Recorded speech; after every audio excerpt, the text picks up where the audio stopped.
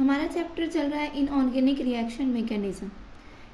इस चैप्टर में हमने अब तक सीखा है कि कोऑर्डिनेशन कॉम्प्लेक्सेस बहुत सारी टाइप्स की रिएक्शन शो करते हैं, जैसे फॉर एग्जांपल सब्स्टिट्यूशन रिएक्शन है, इलेक्ट्रॉन ट्रांसफ़र रिएक्शन है, वाटर एक्सचेंज रिएक्शन। इस तरीके की कई सारी रिएक्शंस कोऑर्डिनेशन कंपाउंड्स दिखाते हैं, पर इसमें से पर्टिकुलरली हमें जो स्टडी करना था, हमारा फोकस था मेन लिगैंड सब्स्टिट्यूशन रिएक्शन पर। हमने ये देखा था कि जो भी सब्स्टिट्यूशन रिएक्शन होती है उसके अंदर हमने 3 मैकेनिज्म देखे थे लिगैंड सब्स्टिट्यूशन रिएक्शन के।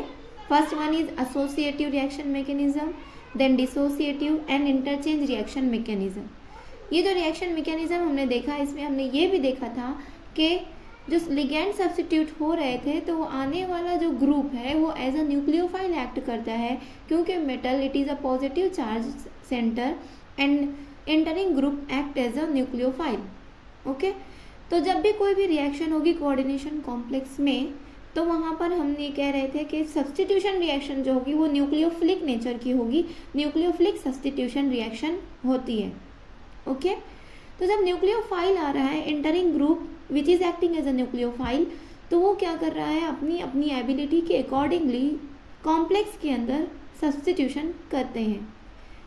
ठीक है, तो हमारा नेक्स्ट पॉइंट ये होगा कि न्यूक्लियोफिलिसिटी पैरामीटर ये क्या चीज़ है। Nucleophilicity of an entering group is expressed in terms of nucleophilicity parameter which is determined in substitution reactions of specific square planar complexes of platinum.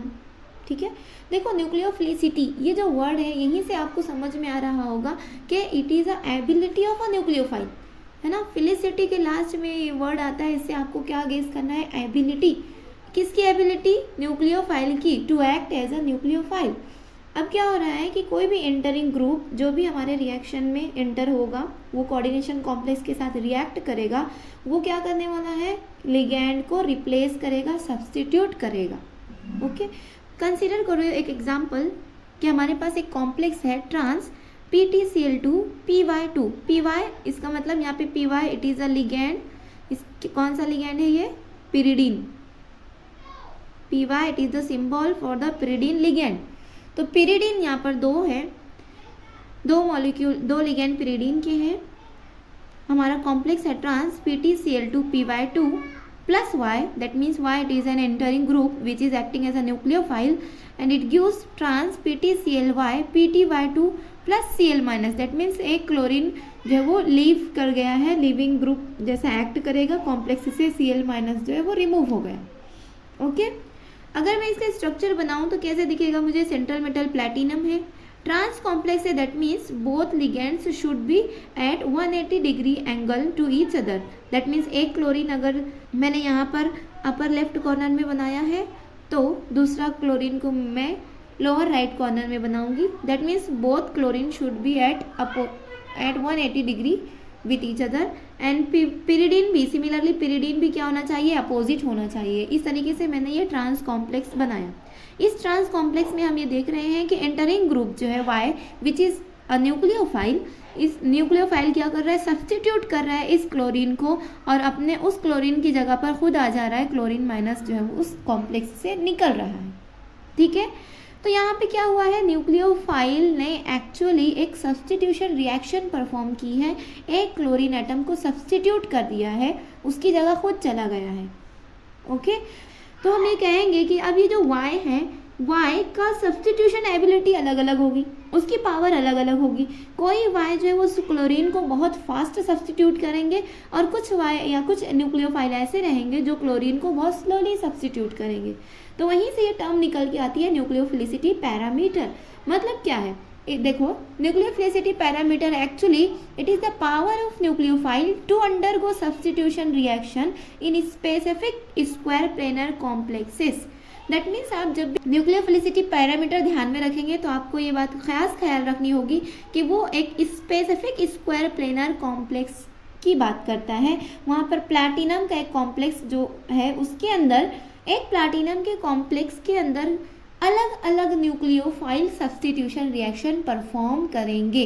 That means आपको यहाँ पे फिक्स कर लेना है कि स्पेसिफिक स्क्वायर प्लेनर कॉम्प्लेक्सेस है which is of platinum, तो आप उस कॉम्प्लेक्स के अंदर न्यूक्लियोफाइल को चेंज करोगे तो कौन सा न्यूक्लियोफाइल सब्स्टिट्यूशन रिएक्शन कितनी जल्दी करेगा। Okay, extent of measure of nucleophilic ability है एक्चुअली। तो the power of nucleophile to do substitution reaction in specific square planar complex is called as nucleophilicity parameter. यानी कि यहाँ पे जो Y है ये कितना, इसकी पावर कितनी है कि वो क्लोरीन को सब्स्टिट्यूट कर सके, तो उसकी उसी पावर को, उसी एबिलिटी को न्यूक्लियोफिलिसिटी पैरामीटर से बताया जाता है। हम न्यूक्लियोफिलिसिटी पैरामीटर को डिनोट करते हैं NPT से, N फॉर न्यूक्लियोफिलिसिटी और प्लैटिनम की सिंबल है PT। तो ये क्या इंडिकेट कर रही है कि आप जो न्यूक्लियोफिलिसिटी की बात कर रहे हो वो पर्टिकुलर प्लैटिनम के कॉम्प्लेक्सेस में स्टडी कर रहे हो। ओके, दैट मीन्स कॉम्प्लेक्स को फिक्स कर लिया गया है और न्यूक्लियोफाइल को चेंज कर रहे हैं। अब जब न्यूक्लियोफाइल चेंज होगा तो जाहिर सी बात है अलग अलग न्यूक्लियोफाइल की अलग अलग टेंडेंसी होगी सब्स्टिट्यूशन रिएक्शन करने की। तो अब इसको मेजर कैसे करेंगे, देखिए इसके लिए इसको मेजर किया जाता है, एक इक्वेशन है NPT is equal to log K2Y divided by K2 primary. K2 primary देखो, K2 क्या है, सेकंड ऑर्डर रेट कांस्टेंट है। K2 is the second order rate constant when Y is acting as nucleophile। when Y यानी कि जब हम reaction कर रहे थे तो उस रिएक्शन में Y अगर न्यूक्लियोफाइल था तो Y जब न्यूक्लियोफाइल था उस वक्त का रेट कांस्टेंट क्या था, तो उसे इंडिकेट किया गया है K2 से। Okay, K2 it is the second order rate constant when Y is acting as a nucleophile। Okay, and K2 primary, K2 primary क्या है, देखो K ये रेट कांस्टेंट है, 2 बता रहा है कि वो सेकेंड ऑर्डर रेट कांस्टेंट है, और K2 primary it is the second order rate constant when methanol is nucleophile. यानी अब हम क्या कर रहे हैं, हमारा एक न्यूक्लियोफाइल फिक्स कर लिया गया मिथेनॉल, और मिथेनॉल अगर न्यूक्लियोफाइल था तो उस वक्त रेट कांस्टेंट की वैल्यू क्या थी उसे इंडिकेट किया जाएगा K2 प्राइमरी से। Where methanol is reference nucleophile. देखो रेफरेंस न्यूक्लियोफाइल लेने की ज़रूरत क्यों पड़ी एक्चुअली, देखो कंसीडर करो कि आप स्टूडेंट्स, आप सभी एक ही क्लास में पढ़ते हो। अब टीचर अगर जानना चाहता है कि उस क्लास में कितने बच्चे बहुत ही मतलब फास्ट लर्नर हैं और कितने बच्चे स्लो लर्नर हैं, कौन बहुत ज़्यादा शार्प है और कौन थोड़े से डल स्टूडेंट है, ये फाइंड आउट अगर टीचर को करना है, टीचर को अगर चेक करना है कि स्टूडेंट्स जो है उनकी लर्निंग एबिलिटी किस लेवल पर है, तो वो क्या करेगा, टेस्ट लेगा। एक मेथड है टेस्ट लेने का।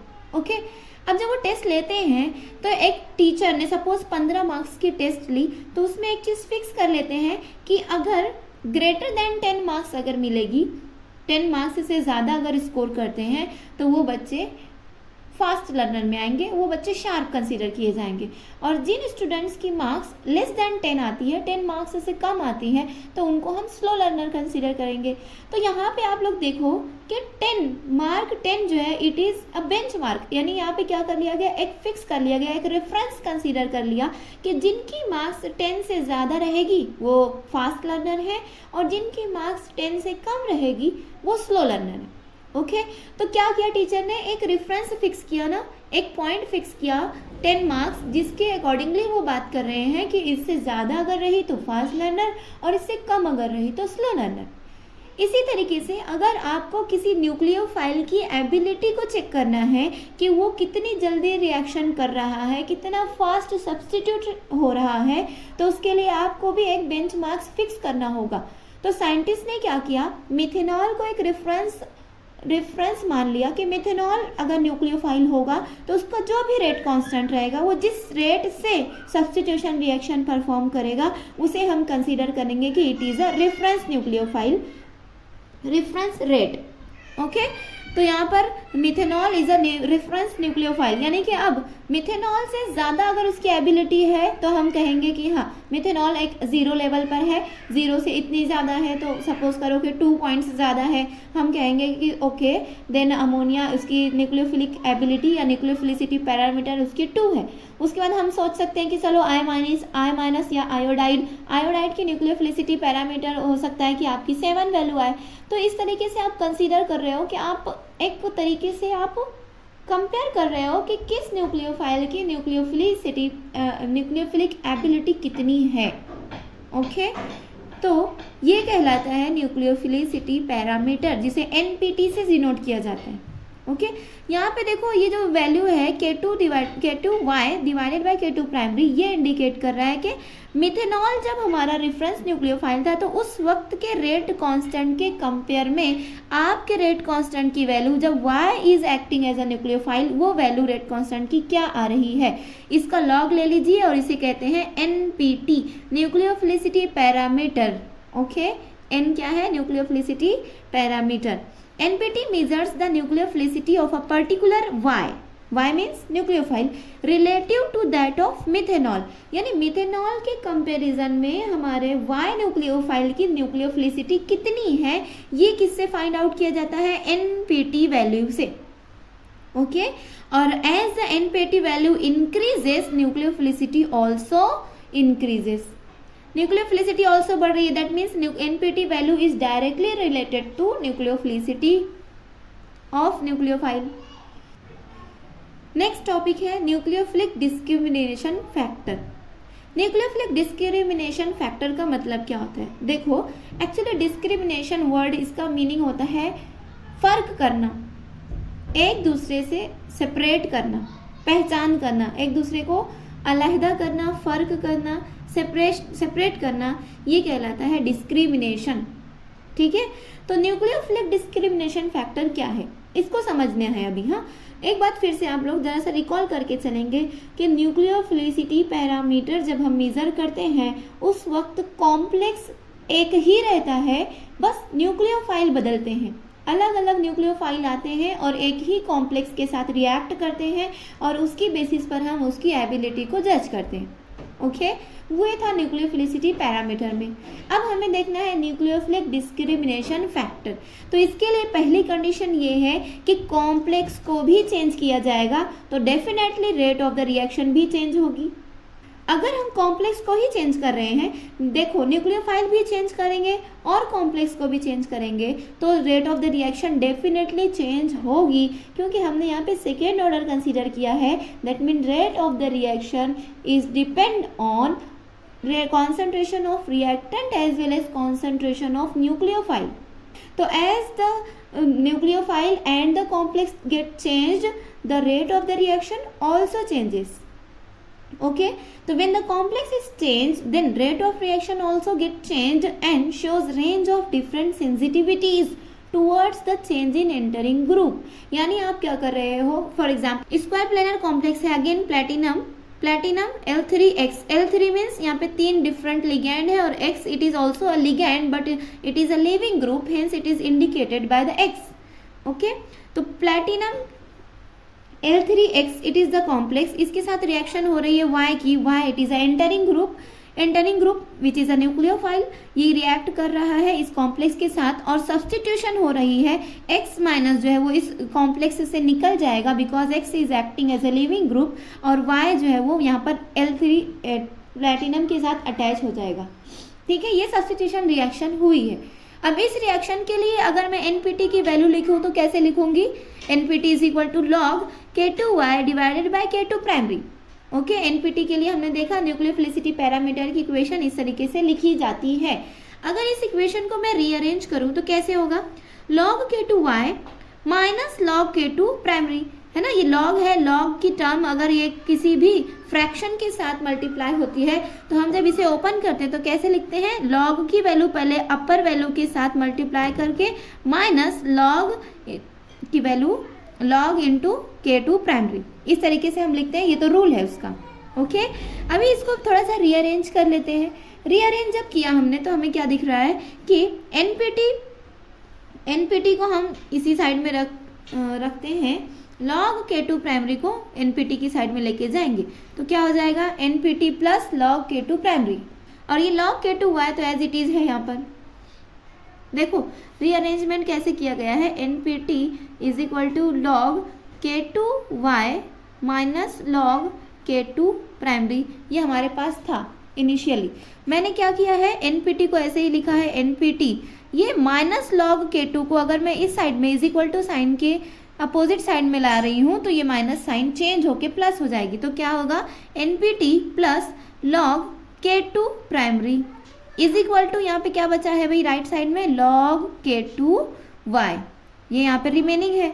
तो यही इक्वेशन को मैंने यहाँ पे लिखा है log k2y is equal to npt plus log k2 primary.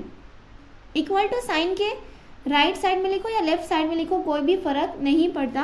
तो ये इक्वेशन को मैंने रीअरेंज किया है, log k2y as it is है, npt के साथ अगर ये k2 प्राइमरी जाएगा तो इसका मतलब ये हो जाएगा कि उसकी साइन चेंज होगी, npt plus log k2 primary. Okay, अभी देखो k2 प्राइमरी क्या है, rate constant for the reference nucleophile, है ना। हमारा रेफरेंस न्यूक्लियोफाइल कौन सा था, मिथेनॉल। तो उसका जो वैल्यू रहेगी वो कांस्टेंट रहती है, वो चेंज नहीं हो रही ना। हमने रेफरेंस को चेंज नहीं किया, हम y को चेंज कर रहे हैं। तो हम क्या करेंगे कि अगर रेफरेंस को चेंज नहीं कर रहे तो उसको कांस्टेंट एज्यूम करेंगे, log k2 प्राइमरी की वैल्यू को कांस्टेंट लेते हैं c। ओके, तो इक्वेशन कैसी हो जाएगी, log k2y plus is equal to npt plus c। Okay, where c is the log k2 primary. देखो, the above equation can be modified by adding the sensitivity parameter for the entering group y। यानी above equation जो हमारी log k2y वाली equation है, ये equation इसको मैं modify कर सकती हूँ अगर मैं इसमें सेंसिटिविटी पैरामीटर भी डाल दूँ।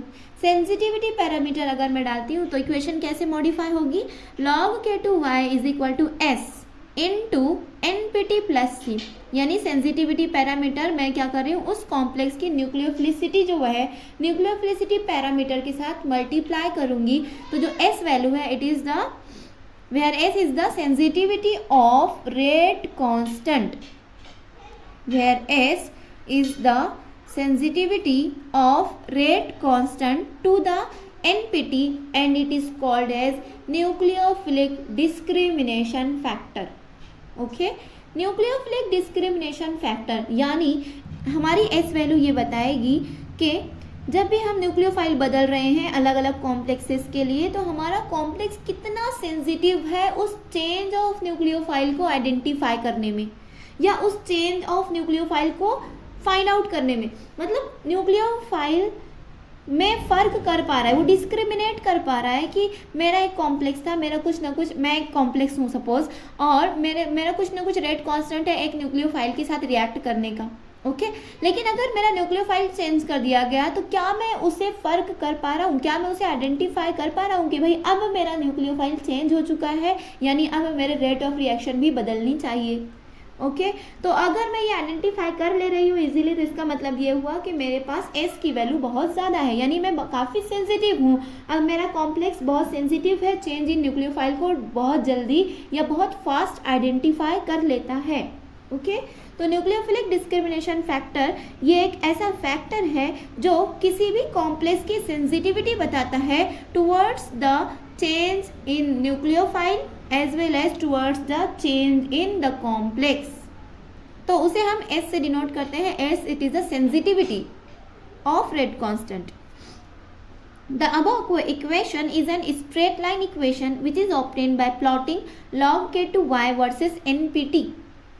ये जो इक्वेशन हमें दिख रही है, ये कैसी इक्वेशन है, straight line equation. Straight line equation कैसी होती है, y is equal to M x plus c, हमने पढ़ा है। वेयर y जो, यानी कि ये जो वैल्यू है y, ये y एक्सिस की वैल्यू होती है, x जो है ये x की वैल्यू, x एक्सिस की वैल्यू है, और m it is the slope.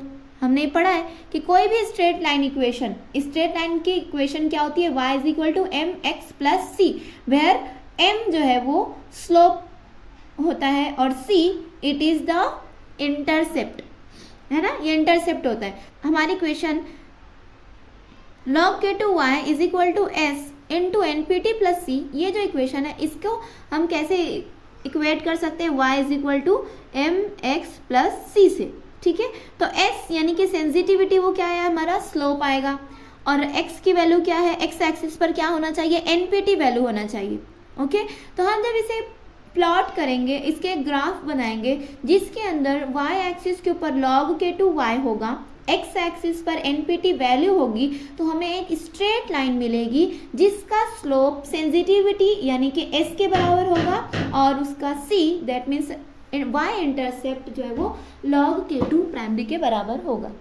उस स्ट्रेट लाइन इक्वेशन का यूज़ करके हमने जो ग्राफ प्लॉट की है दो कॉम्प्लेक्सेस के लिए है।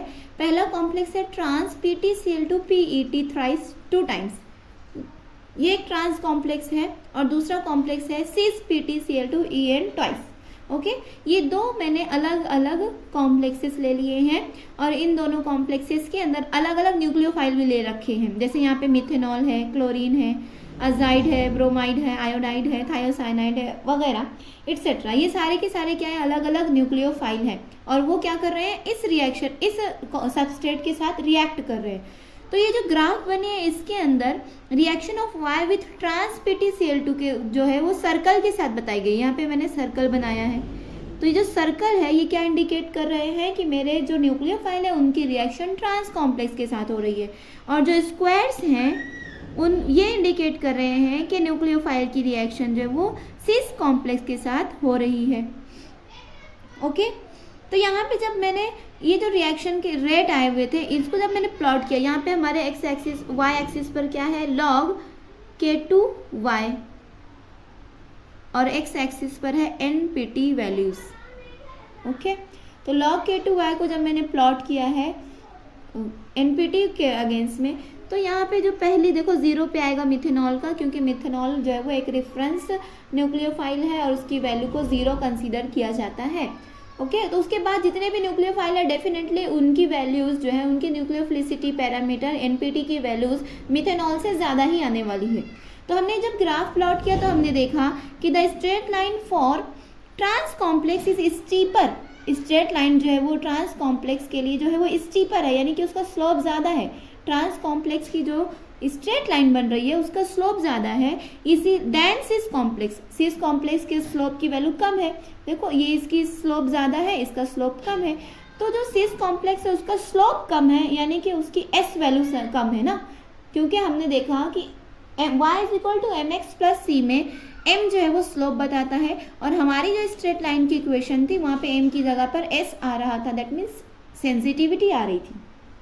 ठीक है, तो जब हमने एक ग्राफ बनाई तो ग्राफ से हमें समझ में आता है कि जो ट्रांस कॉम्प्लेक्स है उसके अंदर S की वैल्यू ज़्यादा है क्योंकि उसकी लाइन का स्लोप ज़्यादा था, और सिस कॉम्प्लेक्स में स्लोप कम है। इसका मतलब ये हुआ कि trans complex is more sensitive towards changes in nucleophile, यानी कि ट्रांस कॉम्प्लेक्स ज़्यादा सेंसिटिव होगा।